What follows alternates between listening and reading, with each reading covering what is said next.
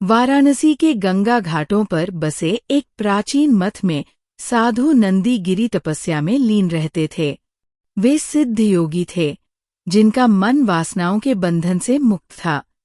दूर दूर से लोग उनके पास आत्मिक शांति और मार्गदर्शन लेने आते थे। वे बचपन से ही ब्रह्मचर्य का पालन कर रहे थे और इंद्रियों पर पूर्ण नियंत्रण पा चुके थे। इसी शहर में एक धनाढ्य परिवार की लड़की कुमारी तन्या, जो कि ज्ञान और सत्य की खोज में थी, अक्सर मठ में आती और साधु नंदी गिरी से प्रश्न किया करती। वह एक अत्यंत सुंदर, बुद्धिमान और स्वाभिमानी युवती थी, जिसने अनेक ग्रंथ पढ़े थे, लेकिन उसकी जिज्ञासाएं शांत नहीं होती थी। दोस्तों, अगर अभी तक आपने हमारे चैनल को सब्सक्राइब नहीं किया है तो चैनल को सब्सक्राइब अवश्य करें और नीचे दिए गए बेल आइकन को दबाएं ताकि हमारी नई वीडियो सबसे पहले आप तक पहुंचे। एक दिन तन्या ने साधु नंदी से प्रश्न किया, गुरुदेव, संसार की प्रत्येक इच्छा को त्याग कर कोई कैसे जीवित रह सकता है? क्या इच्छाएं स्वयं ईश्वर की देन नहीं है?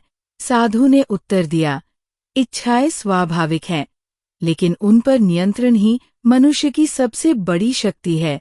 यदि कोई इच्छाओं के प्रवाह में बह जाए तो वह मुक्त नहीं हो सकता। तन्या असंतुष्ट थी।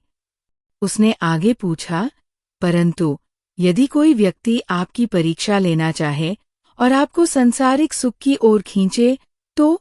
साधु मुस्कुराए और बोले, जो परीक्षा लेना चाहता है वह स्वयं ही परीक्षा में पड़ जाता है। तन्या को ये उत्तर चुनौतीपूर्ण लगा। उसने सोचा, क्या सच में कोई पुरुष ऐसा हो सकता है जो स्त्री के आकर्षण से अछूता रह सके? तन्या ने ये ठान लिया कि वो साधु की परीक्षा लेगी। उसने मठ में ठहरने की अनुमति मांगी और साधु नंदी ने उसे बहन समान मानते हुए सहर्ष अनुमति दे दी। पहले कुछ दिन वो धार्मिक चर्चा में समय बिताती रही, लेकिन धीरे धीरे उसने अपने लक्ष्य की ओर कदम बढ़ाने शुरू किए। एक रात जब साधु ध्यान में थे, तन्या ने अपने वस्त्रों को कुछ अधिक खुला छोड़ दिया और उनके सामने जाकर खड़ी हो गई। उसकी आंखों में एक चुनौती थी। साधु ने एक बार उसकी ओर देखा और फिर अपनी आंखें बंद कर लीं। वह बोली, गुरुदेव, क्या ये सच है कि आप किसी भी स्त्री को देखकर विचलित नहीं होते? साधु ने उत्तर दिया, जिसे केवल शरीर दिखाई देता है वह मोहित हो सकता है, लेकिन जो आत्मा को देखता है वह विक्षिप्त नहीं होता। अगली सुबह तन्या ने स्नान के बाद गीले वस्त्र पहने हुए साधु के सामने जाकर प्रार्थना की। जल की बूंदें उसके माथे से गिर रही थीं और उसके मन में ये विचार था कि कोई भी पुरुष इस दृश्य से आकर्षित हुए बिना नहीं रह सकता। साधु नंदी ने शांत स्वर में कहा, पानी जिस वस्त्र को भिगोता है वह क्षणभर बाद सूख जाता है। ये देह भी ऐसे ही क्षणिक है, इसे पकड़ने का कोई अर्थ नहीं। तन्या ने अंतिम प्रयास करने की सोची। रात के तीसरे पहर जब साधु ध्यान में थे, वह उनके समीप जाकर बैठ गई और धीरे धीरे उनके हाथ को अपने हाथ में लेने का प्रयास किया। लेकिन जैसे ही उसने उनका स्पर्श किया, साधु ने अपनी आंखें खोलीं। उनकी आंखों में एक अपार गहराई थी। उन्होंने तन्या का हाथ थामा और बोले, बेटी, यदि इस संसार में प्रेम करना ही है तो आत्मा से करो, न कि देह से। यह शरीर तो क्षणिक है, इसे जो पकड़ेगा वह पीड़ा ही पाएगा। तन्या की आंखों से आंसू बहने लगे। उसने सिर झुका लिया और कहा, गुरुदेव, मैं हार गई।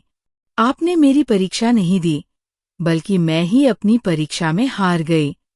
उस दिन के बाद तन्या ने सांसारिक सुखों को त्याग दिया और स्वयं को ज्ञान और भक्ति में समर्पित कर दिया।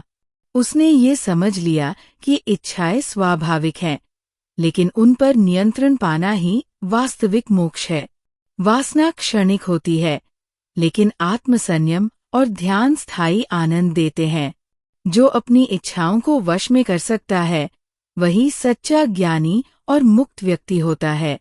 प्रेम और आकर्षण में भेद करना आवश्यक है। सच्चा प्रेम आत्मा से होता है, न कि शरीर से। जिसने अपनी इच्छाओं पर विजय पा ली, उसने संसार पर विजय पा ली। आपकी राय क्या है? नीचे कमेंट सेक्शन में बताएं कि इस कहानी ने आपको किस तरह प्रभावित किया।